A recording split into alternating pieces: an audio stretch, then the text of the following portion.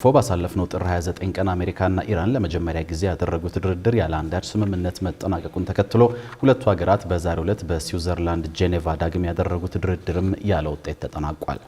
ቴህራን ከዋሽንግተን ጋር የሚኖራት የአሁኑ ድርድር በኒውክሌር ፕሮግራሟ ላይ ብቻ እንዲያተኩር ብትፈልግም የትራምፕ አስተዳደር ግን የኢራን የሚሳኤል ጉዳይም የድርድሩ አካል እንዲሆን ይሻል።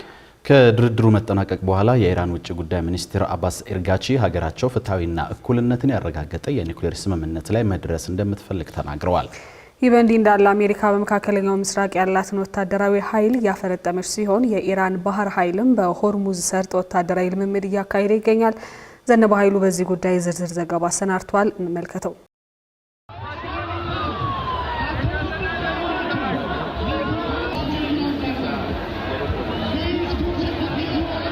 We have to make a deal, otherwise it's going to be very traumatic. Very traumatic. I don't want that to happen. በአሜሪካና ኢራን መካከል የተከሰተው ውጥረት ከጊዜ ወደ ጊዜ እየተባባሰ መምጣቱን ተከትሎ ወዳጅ ሀገራት ችግሩን በድርድር ለመፍታት ደፋ ቀና በማለት ላይ ይገኛሉ። ሁለቱ ሀገራት ከስምምነት ላይ እንዲደርሱ የሚደረገው ጥረት እስካሁን ፍሬ ባያፈራም በቀጣይ ድርድሮች አንዳች መፍትሄ ይመጣል ብለው የሚያምኑ ወገኖች አልጠፉም። ኢራን ከአሜሪካ ጋር የሚደረገው ድርድር ፍሬ እንዲያፈራ በሁለቱ ሀገራት መካከል መተማመን መፈጠር እንዳለበት ደጋግማ ገልጻለች። በሌላ በኩል ድርድሩ ደረጃ በደረጃ መሆን አለበት የምትለው ኢራን የአሁኑ ድርድር በኒውክሌር ፕሮግራሟ ዙሪያ ብቻ መሆን እንዳለበት ነው የምትገልጸው። ቴህራን መለሳለስ በማሳየትም የኒውክሌር ጦር መሳሪያ ለማምረት የሚያስችለውንና ከ60 በመቶ በላይ በለጸገችውን 400 ኪሎ ግራም የሚደርስ ዩራኒየም ደረጃውን ካለበት 60 በመቶ ለመቀነስ ፍላጎት አሳይታለች። ነገር ግን ይህ እንዲሆን ቴህራን አሜሪካ የጣለችባትን ማዕቀቦች እንድታነሳና በኢነርጂ በማዕድንና አውሮፕላን በመሳሰሉ ኢኮኖሚያዊ ዘርፎች ላይ በጋራ መስራትን ትፈልጋለች። እኛ እነዚህና ከኒውክሌር ፕሮግራማችን ጋር የተያዙ ሌሎች ጉዳዮችም ላይ ለማውራት ዝግጁ ነን። ከዚህም ባለፈ ስለ ማዕቀቦች ለማውራት እንፈልጋለን። ሁሌም እንደምንለው የእነዚህ ህገወጥ ማዕቀቦች ጉዳይም በድርድሩ ጠረጴዛ ላይ መቀመጥ አለበት። የማንቀበለው ነገር ሌላኛው አካል ቁርጠኛ ሳይሆን ኢራን ብቻ የሆነ ነገር ማከናወን አለባት የሚለው ነው። ስለዚህ እኛ የሆነ ነገር ስናደርግ ሌላኛው አካልም የሚጠበቅበትን ማድረግ ይጠበቅበታል። ይህ ነው ሰጥቶ መቀበል የሚባለው። ይህ በእንዲህ እንዳለ የአሜሪካው ፕሬዝዳንት በደፈናው ኢራን ስምምነት ላይ መድረስ ትፈልጋለች የሚል ንግግር በትላንትናው ዕለት አድርገዋል።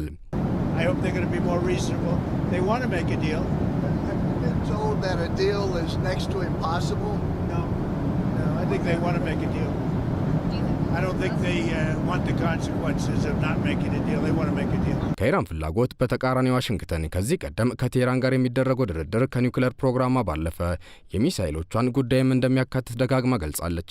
በ12 ቀናቱ ጦርነት ወቅት በኢራን ሚሳኤሎች ጉዳት ያስተናገደችው እስራኤልም ቴህራን ያበለጸገችውን ዩራኒየም ከማስወገድ በተጨማሪ የባላስቲክ ሚሳኤሎቹ አቅም እንዲገደብ ትሻለች። በአንድ መድረክ ላይ ከሰሞኑ ንግግር ያደረጉት የእስራኤሉ ጠቅላይ ሚኒስትር ቤንያሚን ኔታንያሁ ኢራንና አሜሪካ የሚያደርጉት ንግግርም ሆነ የሚደርሱበት ስምምነት የግዴታ ማካተት አለበት ያላቸውን ነጥቦች እንዲህ ዘርዝረዋል። የመጀመሪያው ነጥብ ሁሉም የኒውክሌር መሳሪያዎች ከኢራን መውጣት አለባቸው። ሁለተኛው ጉዳይ ኢራን ምንም አይነት ኒውክሌር የመስራትም ሆነ ዩራኒየም የማበልጸግ አቅም ሊኖራት አይችልም። የማበልጸግ ሂደቱን ማቋረጥ ብቻ አይደለም፣ ይህንን ለመከወን የሚያስችላትን መሳሪያዎችና መሰረተ ልማት ሙሉ ለሙሉ ማውደም ይጠበቅባታል። ሶስተኛው ነጥብ ደግሞ ከባላስቲክ ሚሳኤሎቿ ጋር የሚያያዝ ነው። ኢራን ለድርድር ዝግጁ መሆኗን በመጠቆም ከአሜሪካ ጋር ስምምነት ላይ ለመድረስ እየጣረች ቢሆንም አሜሪካ በመካከለኛው ምስራቅ ወታደራዊ አቅሟን እያፈረጠመች መምጣቷ ውጥረት እያጫረ ይገኛል። ዋሽንግተን ልክ ቬኔዙዌላ ላይ ጥቃት ከመፈጸሟ በፊት ያካሄደችውን አይነት ከበባ በቴህራን ላይም እያከናወነች መሆኑም ይነገራል። የዓለማችን ግዙፍ የጦር መርከብ ጄራልድ ፎርድ ከካሪቢያን ቀጠና ወደ መካከለኛው ምስራቅ መቅዘፍ ከጀመረ ቀናት የተቆጠሩ ሲሆን በመጪው ሰኞ መካከለኛው ምስራቅ ይደርሳል። በሌላ በኩል የኢራን የባህር ኃይል የዓለማችን 20 በመቶ ነዳጅ በሚተላለፍበት የሆርሙዝ ሰርጥ ወታደራዊ ልምምድ እያካሄደ ይገኛል። ታዲያ ይህንን የሁለቱን ሀገራት ወታደራዊ ውጥረት የተመለከቱ ወገኖች በሁለቱ ሀገራት መካከል የሚደረጉ ድርድሮች ፍሬ የማፍራታቸው ነገር ጠባብ መሆኑን ይገልጻሉ።